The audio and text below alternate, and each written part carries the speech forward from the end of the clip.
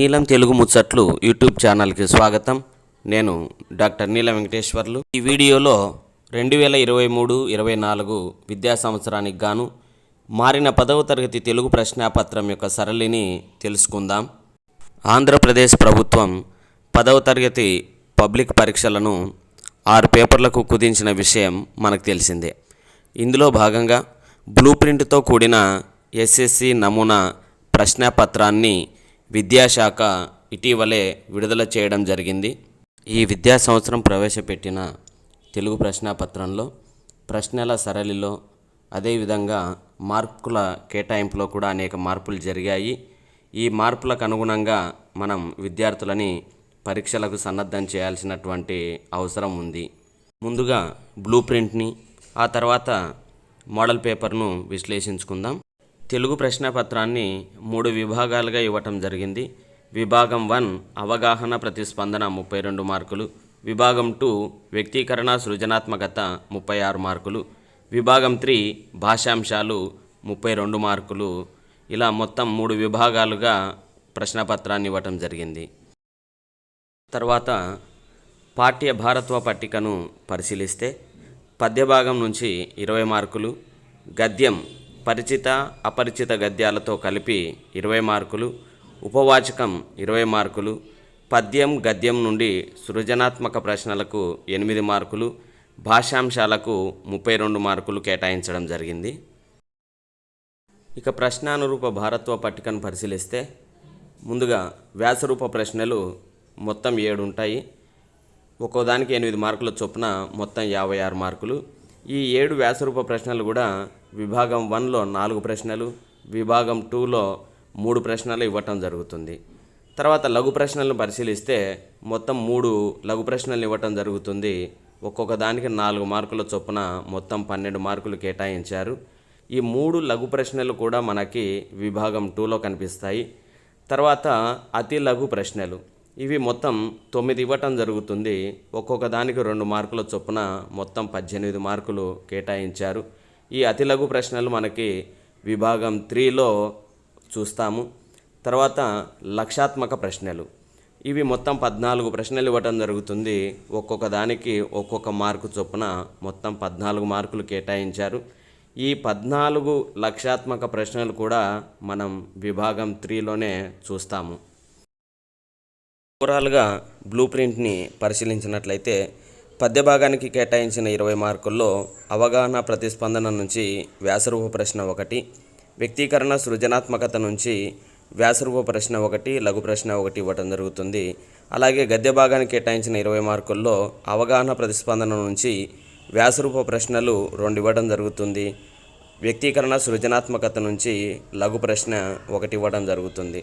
అట్లాగే ఉపవాచకానికి కేటాయించిన 20 మార్కుల్లో అవగాహన ప్రతిస్పందన నుంచి ఒక వ్యాసరూప ప్రశ్న, వ్యక్తీకరణ సృజనాత్మకత నుంచి వ్యాసరూప ప్రశ్న 1, లఘు ప్రశ్న 1 ఇవ్వటం జరుగుతుంది.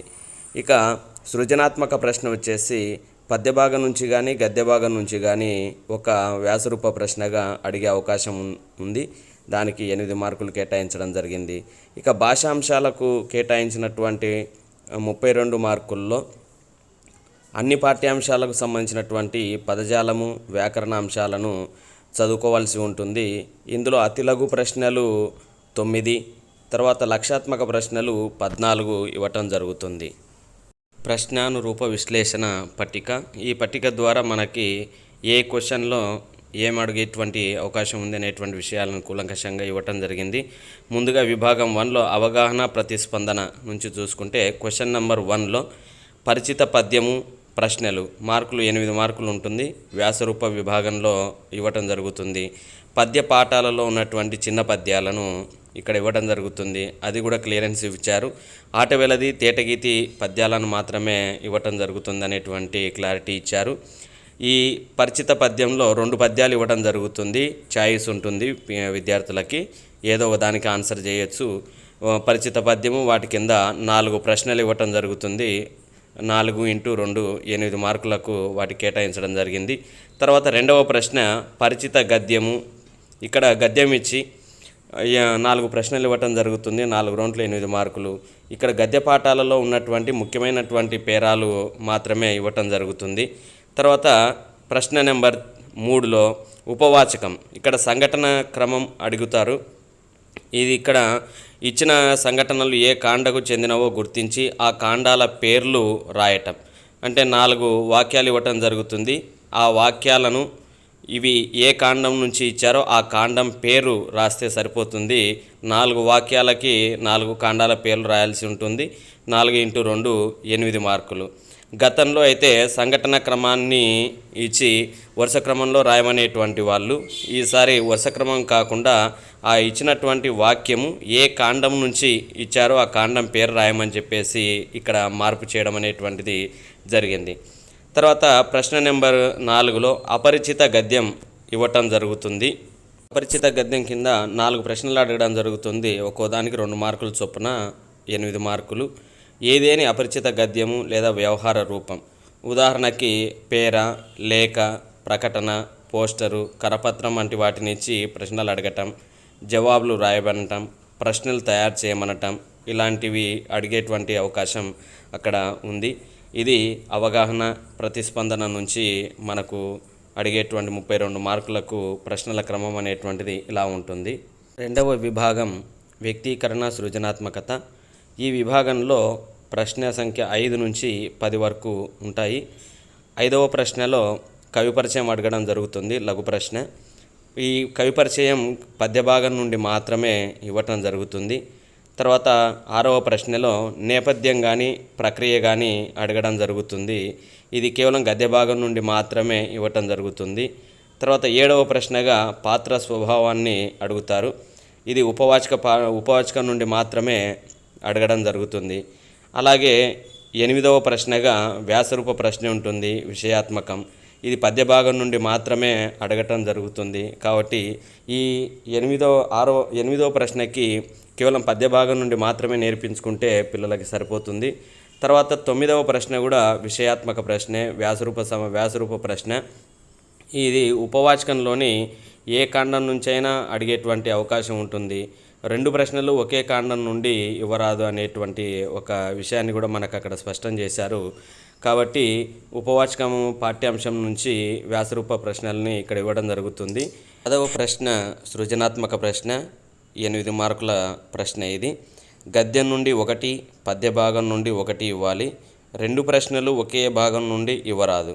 లేఖ, కరపత్రం, సంభాషణ, ఇంటర్వ్యూ, ప్రకటన మొదలైన వాటి నుంచి అడిగే అవకాశం ఉంది. ఇక్కడ ఛాయిస్ ఉంటుంది కాబట్టి మనం పద్య భాగం నుంచి కానీ లేదా గద్య భాగం నుంచి కానీ పిల్లలకు నేర్పించుకోవచ్చు. భాగం 2లో పెద్ద ప్రశ్నలు 3, చిన్న ప్రశ్నలు 3 అడగడం జరుగుతుంది. చిన్న ప్రశ్నలు కవి పరిచయం పద్య భాగం నుండి మాత్రమే నేర్పించుకుంటే సరిపోతుంది. నేపథ్యం, ప్రక్రియలు గద్య భాగం నుండి మాత్రమే నేర్పించుకుంటే సరిపోతుంది. ఇలా మనం పిల్లలకి ఈజీగా 36 మార్కులు ఇక్కడ నుంచి ఈ విభాగం నుంచి పొందేటువంటి అవకాశం ఉంది. 3వ విభాగం భాషాంశాలు. ఇందులో 11వ ప్రశ్న నుంచి 33వ ప్రశ్న వరకు ఉంటాయి. ఇక్కడ కూడా 11వ ప్రశ్న నుంచి 19వ ప్రశ్న వరకు అతి లఘు రూప ప్రశ్నలుగాను, 20 నుంచి 33వ ప్రశ్న వరకు లక్ష్యాత్మక ప్రశ్నలుగాను అడగడం జరుగుతుంది. ముందుగా చూస్తే 11వ ప్రశ్నలో అలంకారాన్ని గుర్తించడం అడుగుతారు. 11 పాఠ్యాంశాల్లో ముఖ్యమైనటువంటి అలంకారాల్లో ఇవ్వాలి. అలంకారం ఏదో గుర్తించి పేరు రాసిన చాలు, 2 మార్కులు ఇవ్వడం జరుగుతుంది. 12వ ప్రశ్న పద్య పాదానికి గురులఘువులను గుర్తించి ఘన విభజన చేసి పేరు రాయటం. ఇవి ఉత్పలమాల, చెంపకమాల, మత్యభం, శార్దూల పద్యాలు. పాఠ్యపుస్తకంలో ఉన్నటువంటి చుక్క గుర్తు గల పద్యాల నుండి కూడా ఇచ్చేటువంటి అవకాశం ఉంటుంది.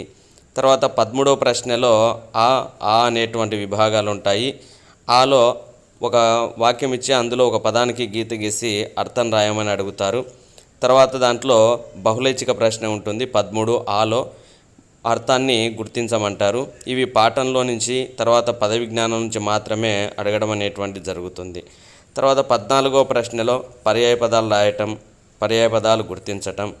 15లో ప్రకృతి రాయటం, ప్రకృతిని గుర్తించటం. 16లో నానార్థాలు రాయటం, నానార్థాలని గుర్తించటం.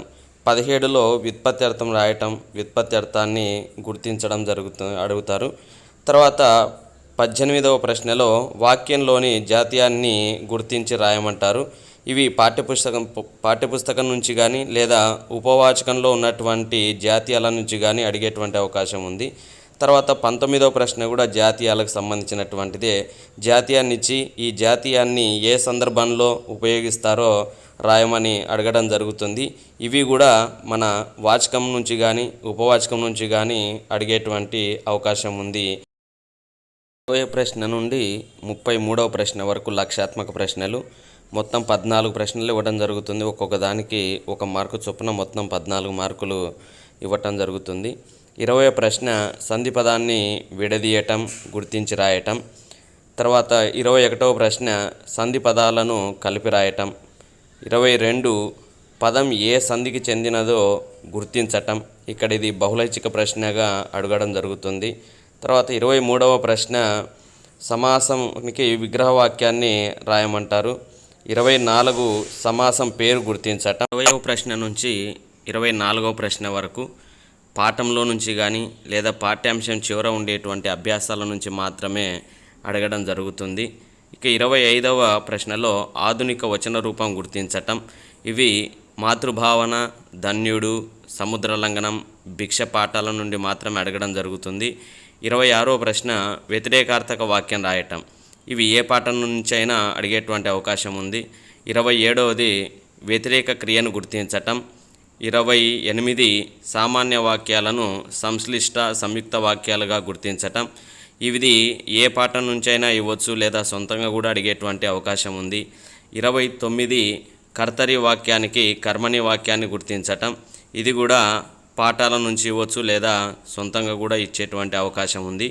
తర్వాత 30వ ప్రశ్న నుంచి 33వ ప్రశ్న వరకు సామాన్య వాక్యాలలో రకాలను గుర్తించడం, రాయమని అడగడం జరుగుతుంది. వీటిని పాఠ్యాంశాల వెనుకనున్న వాటి నుంచి కానీ లేదా వాటి ఆధారంగా సొంతంగా కూడా అడగడం జరుగుతుంది.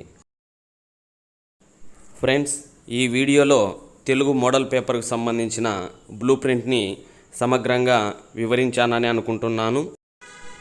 మరో వీడియోలో 10th క్లాస్ తెలుగు మోడల్ పేపర్తో మీ ముందుకు వస్తాను. ఈ వీడియో మీకు నచ్చినట్లయితే లైక్ చేయండి, కామెంట్ చేయండి, షేర్ చేయండి, తప్పకుండా సబ్స్క్రైబ్ చేయండి. ధన్యవాదాలు.